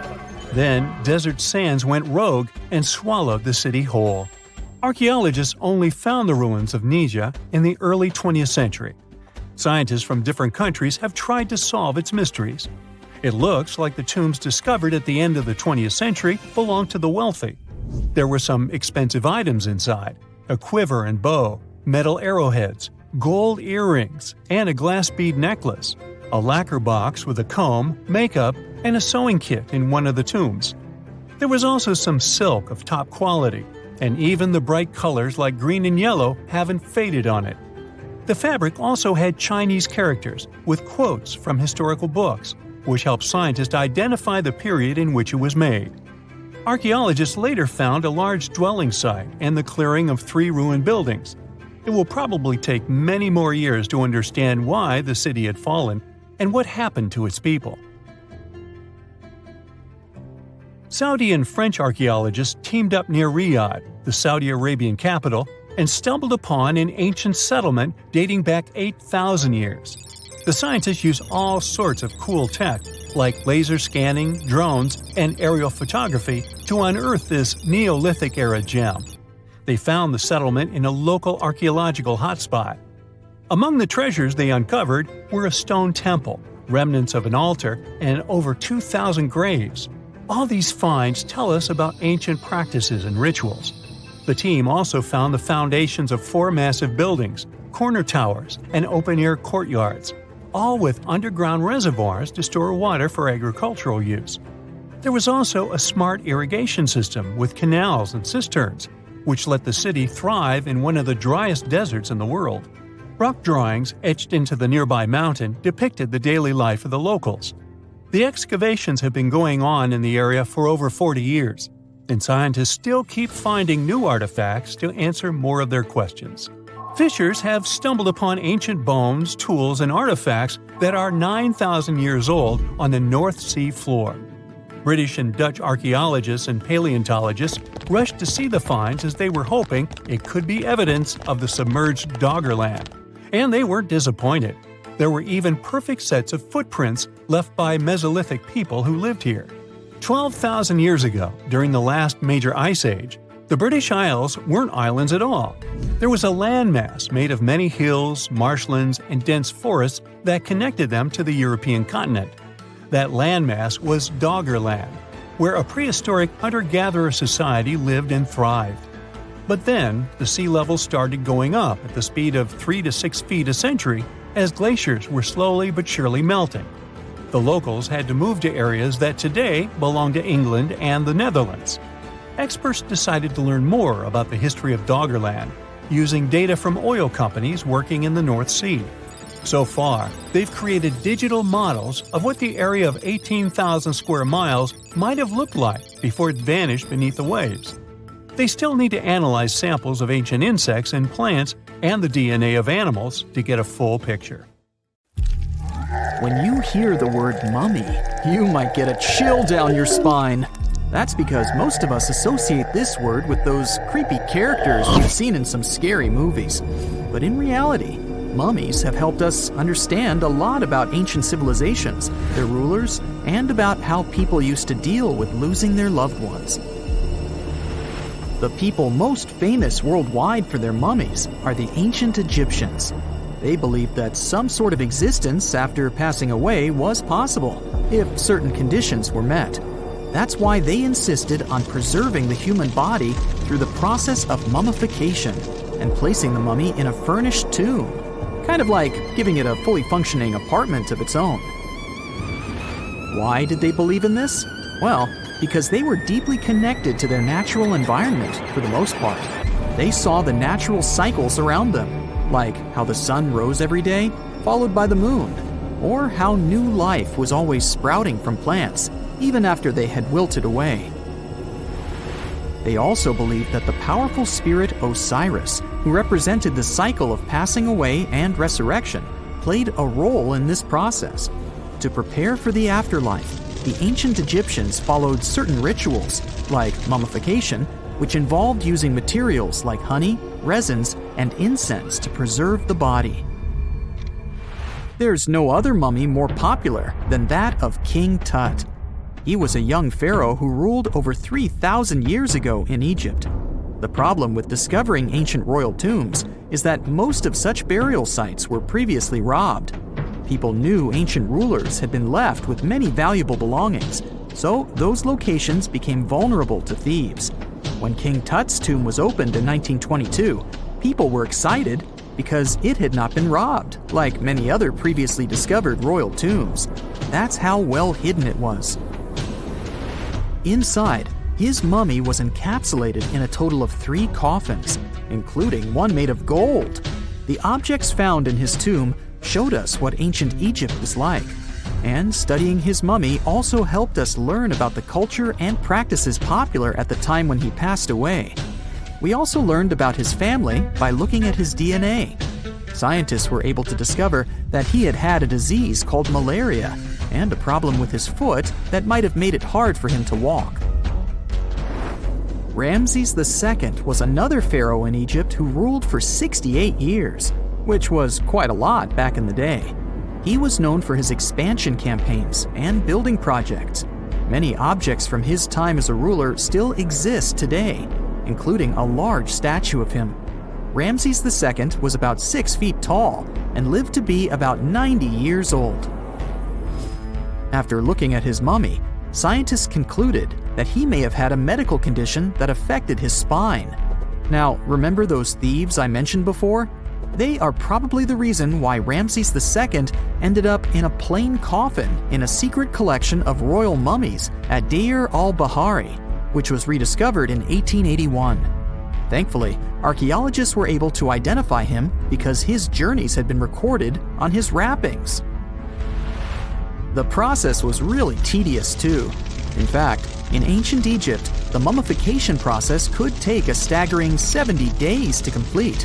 A special person would say a very specific speech while delicately handling the body and drying it out using a type of salt called natron. They also used linen and resin to make the body look more lifelike and to wrap it in cloth. The tomb was equally as important for ancient Egyptians. The walls of King Tut's tomb, for example, were adorned with intricate artwork that depicted his journey to the afterlife, from his burial procession to his passage through the underworld. The ancient Egyptians believed that everyone made this journey after passing away, and they filled their tombs with items and paintings to help the person in their spiritual travels. Additionally, the walls of the tomb were decorated with spells from a special book, which contained a collection of poems that the Egyptians believed would help people reach the afterlife. And speaking of how important this journey was, people also placed food in these ancient tombs. In King Tut's tomb, archaeologists discovered 36 jars of vintage beverages and 8 baskets of fruit, which were believed to be left there to help him in his journey to the afterlife. The Egyptians believed that traveling to the afterlife took a really long time, so they left a lot of supplies, such as food and water, to sustain their loved ones. Pharaohs also generally had numerous luxurious garments and beautiful jewelry in their tombs to ensure that they would have a fashionable journey. These items included various types of linen clothing, such as tunics, scarves, gloves, and headdresses, as well as a lot of gold jewelry with precious stones, like bracelets, buckles, pendants, necklaces, rings, and even precious depictions of insects for protection. Some were also deposited with fans made from ivory and ostrich feathers to keep them cool in the afterlife. Some ancient rulers were even placed in their forever apartments along with boats. For example, Pharaoh Khufu built the Great Pyramid at Giza as his tomb, and a large ship was found inside. King Tut, however, was buried with multiple boat paddles, but no actual boat. Instead, he had 3 chariots and numerous walking sticks made of precious materials, perhaps indicating he'd rather travel to the beyond by land, not by water. Amongst the most interesting objects found near ancient mummies are bottles of oils and perfumes. If rulers were supposed to be fashionable, why not smell nice too, right? Also, some of them had some ancient kinds of board games, most of them made out of precious materials like gold or ivory. One of those games was called Senet. It was very popular amongst the ancient Egyptians and very similar to modern-day chess. The ancient Egyptians may have the most famous mummies out there, But they weren't the first to invent the procedure. In fact, it all started in South America with an ancient civilization named the Chinchorro. As far as we know today, these people were the first to mummify their loved ones that had passed away. They did it somewhere around 2,000 years before the Egyptians started their own rituals. Sure, we can tell a lot about ancient rulers by studying these mummies, but until recently, we had no idea what they really looked like during their lifetime. Not so long ago, though, some very special mummy paintings were found by archaeologists studying ancient Egyptian objects. These mummy portraits are highly detailed paintings of individuals that were made while they were still alive. Such paintings were often painted on wood, as opposed to the classical portraits we all know about, which are painted on canvas. They are known for their realism and beauty, and have even been used by researchers to diagnose diseases by comparing them to the corresponding mummies. Some of these portraits also include depictions of jewelry, which was later found on the mummies. The recent discovery of these mummy portraits in Central Egypt is significant, as it marks the first time in over a century that such paintings have been found. Mummies appeared all around the world naturally, too. Mummification can occur without people intervening because of natural conditions, like extremely cold or hot environments, places with a lack of oxygen, or accidental exposure to chemicals that preserve the body. These conditions don't allow bacteria to grow, resulting in the body remaining more or less intact. Famous Otzi was one of these mummies. We know today he was a man who lived around 5,000 years ago in Europe. But upon his discovery in the Alps in 1991, Austrian authorities initially believed that he was a modern mountaineer because of how well preserved the body was. However, after the Iceman was removed from the glacier, it was determined that he was actually from the Copper Age. Whenever you hear about ancient ruins, you almost never picture them being suspended somewhere, or just randomly hanging on the branch of a tree, right? In fact, for most of the ancient artifacts we have exposed in museums all over the world, archaeologists did quite an impressive amount of digging. You see, buildings have this funny way of fading away over time if not properly taken care of. Sometimes we need to reuse some building materials, so an older construction may be sacrificed in the process. Other times, houses are abandoned, and once they are exposed to the elements on the surface, like rain or sunlight, they don't really stand a chance. Some just simply crumble away due to good old erosion. So the only way a piece of architecture can survive the test of time is if it's somehow gotten buried deep down. Now, how did they end up buried in the first place? Well, it's quite the comedy of errors. Ancient cities had a habit of gradually raising their ground level like a kid adding toppings to their ice cream sundae. You see, these settlements were always busy collecting food and building materials to keep up with their ever-growing population. But hey, who has time to deal with waste and rubbish? It wasn't exactly high on their to-do list back in the day. So when it came to building new houses, ancient civilizations found it much easier to save their sweat and tears by piling up the rubble and constructing right on top. But that's not all. Rivers would also occasionally flood and deposit a layer of sediment on the city floors, further encapsulating those ancient constructions. And in those dry regions like the desert, where the wind likes to show off its sand and dust dance moves, you can bet it was a constant struggle to keep the establishments clean.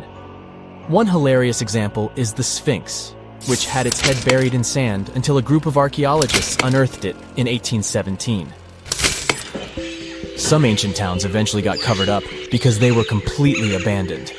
With less human activity to control their expansion, plant seeds couldn't resist the opportunity and sprouted all over the place. They gobbled up carbon dioxide from the air and grew, adding more and more bulk to the ground. Those cheeky roots even decided to stabilize the soil made from decaying plant matter, creating layers upon layers of earthy goodness. It's like the ultimate DIY project Mother Nature embarked on, with plants as her loyal helpers. The act of digging into the secrets of ancient civilizations is not just about unearthing a lost world. It's also an epic quest to reveal the hidden treasures beneath layers of history. But how do archaeologists know where to dig in the first place? If everything is covered in layers upon layers of sediments, debris, and plant roots, they must have some sort of system they rely on before embarking on a new project, right? For starters, they're not always the ones suggesting an archaeological dig in a certain location. Let me explain. Let's say you're a contractor and you want to build a new fancy apartment complex in your city. Some local legislations have certain requirements before your project can start, though. For instance, before anyone starts building on a piece of land, they might need to bring in specialists to check the soil.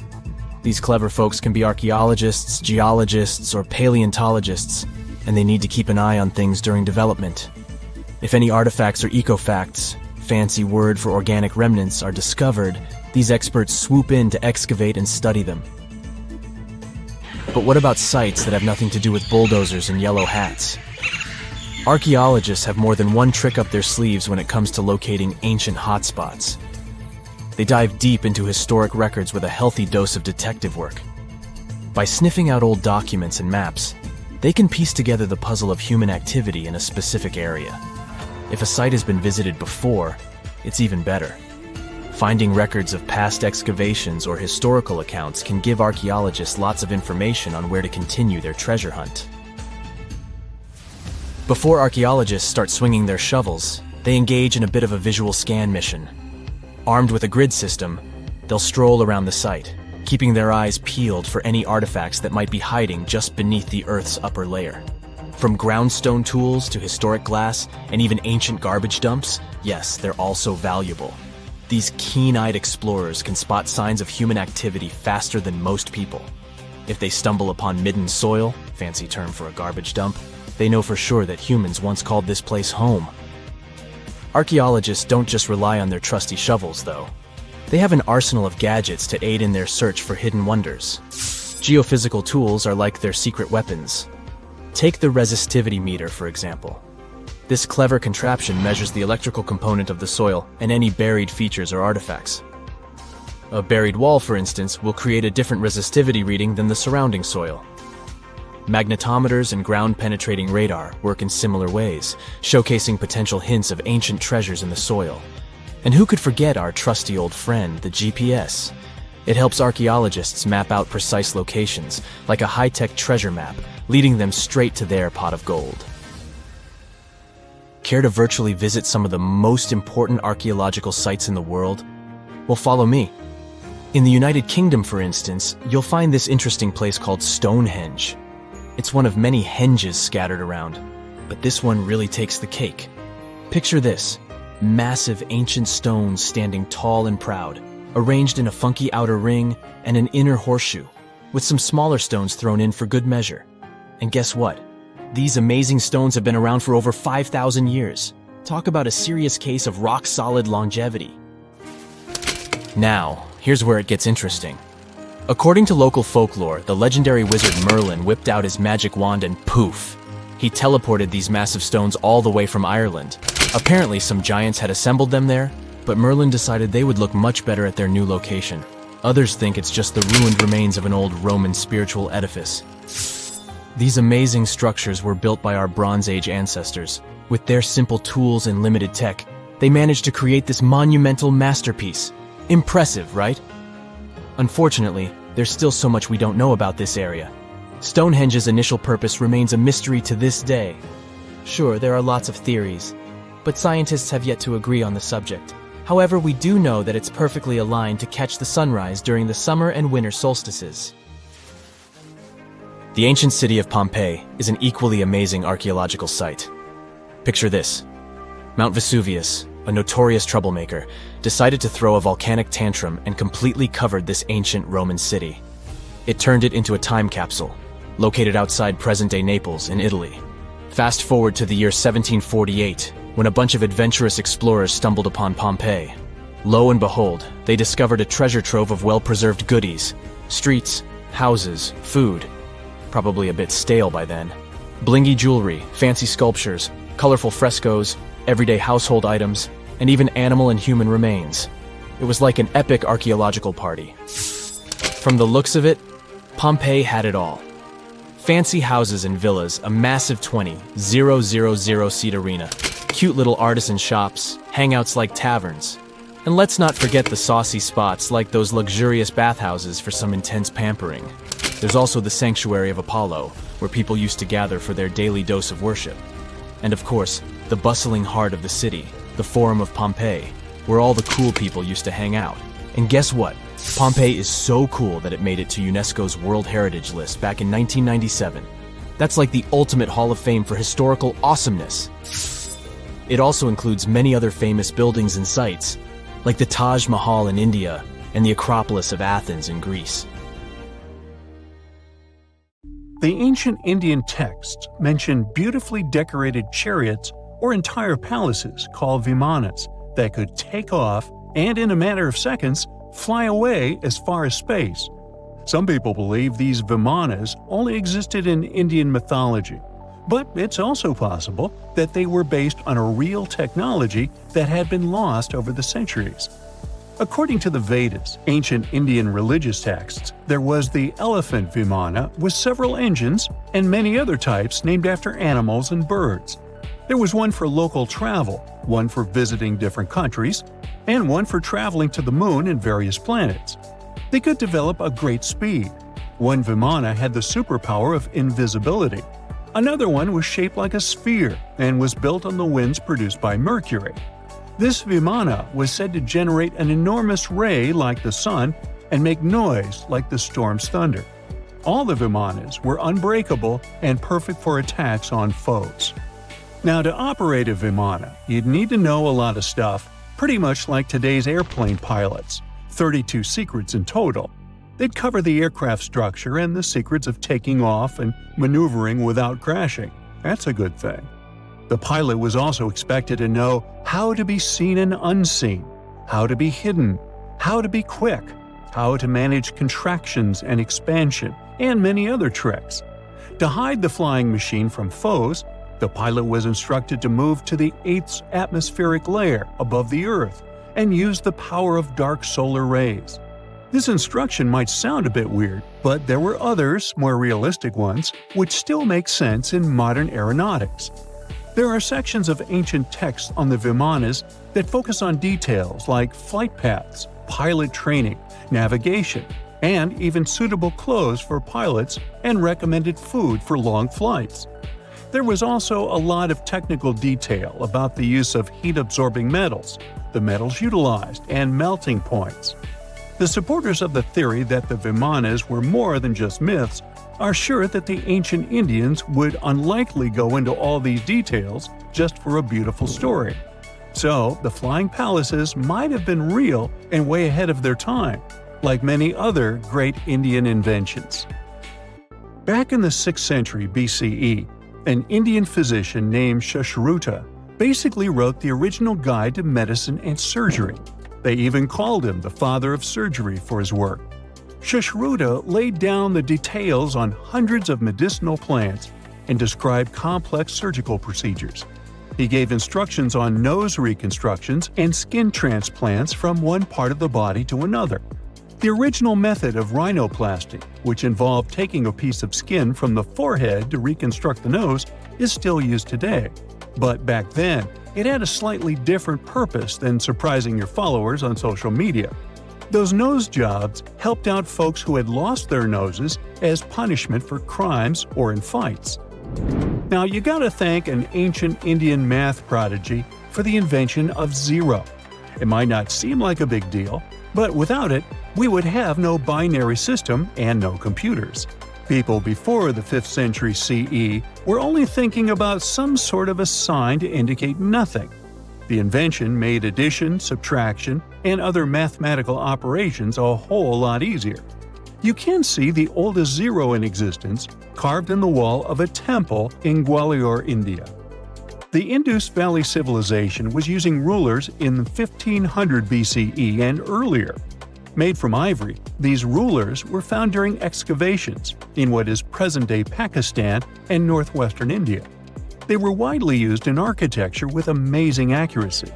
They had units corresponding to slightly over 1 inch that were marked with precise subdivisions within 5/1000ths of an inch. The next invention is more of a concept than a physical item. Standardization is all about setting the rules based on a bunch of people, things, or interests. One of its cool applications that we've all gotten used to is standard weights. Whether you're using pounds or kilograms, You need these universal measurements for weight, right? For this, we owe a big shout-out to the merchants from the Indus Valley Civilization who lived around 4,000 years ago. They were measuring everything from food grains to fancy luxury goods using these standardized weights. And their weights had decimal and binary mathematical systems going on. They didn't have high-tech gear, but they pulled off some serious precision using complex calculations and even sand for construction. Their art of standardization made its way to Persia and Central Asia, basically becoming the global weight-watching standard. So, if yoga is your go-to exercise, you definitely have a personal reason to appreciate the ancient Indian geniuses. Over 5,000 years ago, during the rule of the Indus-Sarasvati civilization in northern India, yoga was first mentioned in the Vedas. Yoga was refined and shaped over the centuries, until it grew into a massive teaching with over 200 sacred writings dedicated to this way of obtaining enlightenment. At the beginning of the current era, yoga got a new trajectory thanks to a Hindu writer who laid down a system of yoga in his text, the Yoga Sutras. It became a whole-body rejuvenation, a life-extending practice with poses that you are still doing on the mat today. Yoga has reached the Western world only in the 19th century, and it caught on like wildfire. Chess, the all-time top game for intellectuals, is also an Indian invention. Its ancestor was called Chaturanga, and it was a strategic board game that started gaining popularity around 3,000 years before the current era. This early Indian version of chess was played by 4 people, not 2, and had 64 squares. Each player had 8 pieces, ranging from pawns to kings, bishops to knights, and there was no standard 6-faced dice. They rolled with an oblong one. Players facing off were actually allies, forming 2 teams based on the direction they sat. Chess, that we know and love today, was first mentioned in ancient Indian literature in a legend. It said that the wife of a villain called Ravana had invented the game to amuse him. Now, the word shampoo comes from the Hindi word, which means to soothe or knead.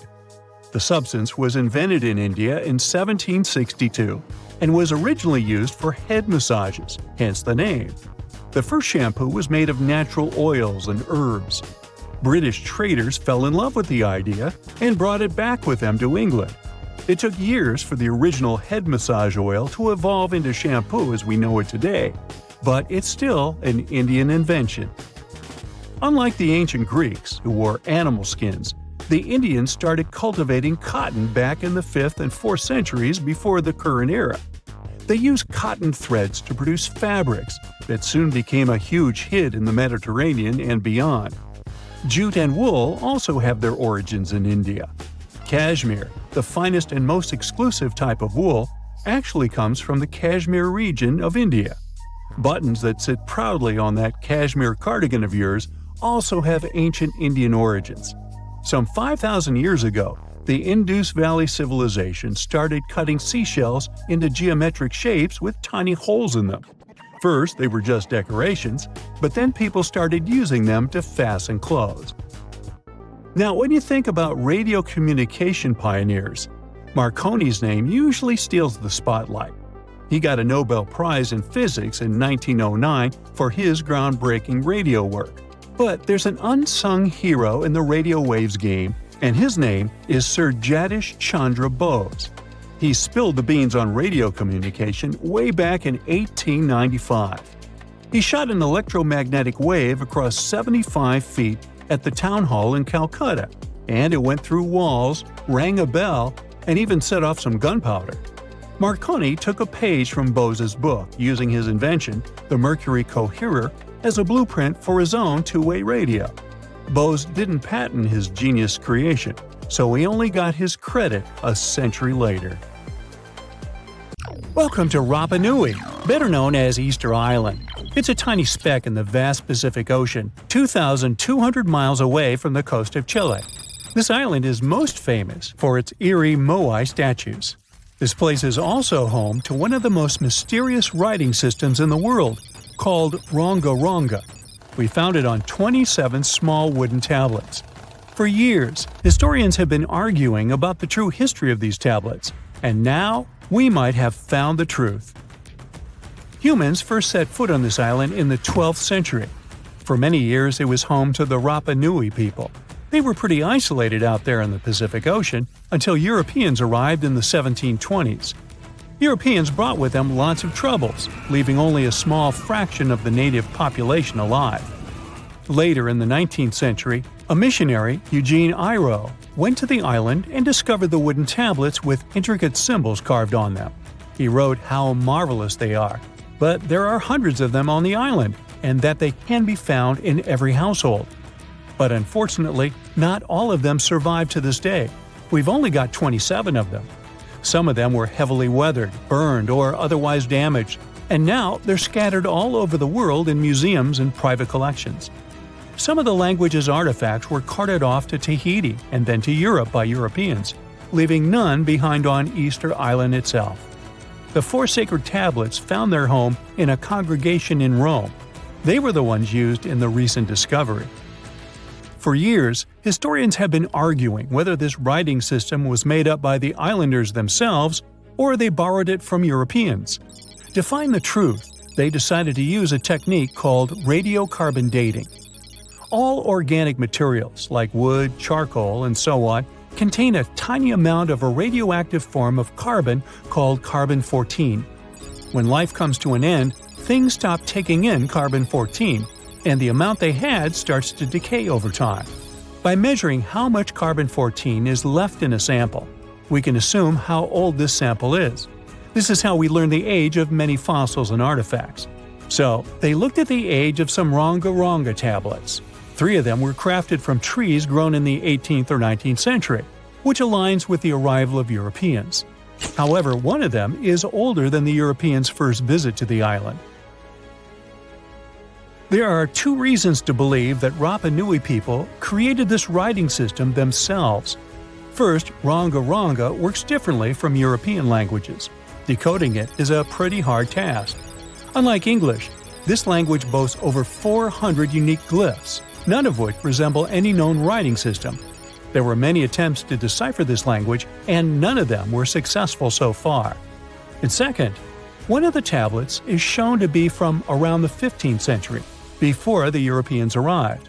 The problem is that radiocarbon dating can only tell us when the wood the tablet was made from was cut down, not when the writing was put on it. And since we've only got one tablet to go by, this isn't enough to be completely sure. On the other hand, why and where would they preserve cut wood for over 200 years just to grab it and write something on it one day? But anthropologists and historians say that it's possible. Scarce wood resources might have led the islanders to reuse old driftwood, which could be centuries older than the writing itself. This is known as the old wood problem in archaeology. Plus, the tablet looks very preserved. It was maintained to protect it from wood-damaging insects, humidity, and so on. That's why it survived over the centuries. Whatever is written on it, it was probably important for the Rapa Nui people. Now, all of these are guesses and clues, but scientists are cautiously optimistic. They believe that Rongo Rongo could be one of the rare instances of independent writing invention, like those of the Sumerians or the Egyptians. But we need more evidence. In the Rapa Nui language, Rongo Rongo means to recite or to declaim. Not everyone could write, only a select few. Probably only the elite of Easter Island, mostly men, knew and could read this written language. After colonization, none of them survived. So now we have to rack our brains trying to figure out what's written here. First, scholars can't agree on what type of script it is.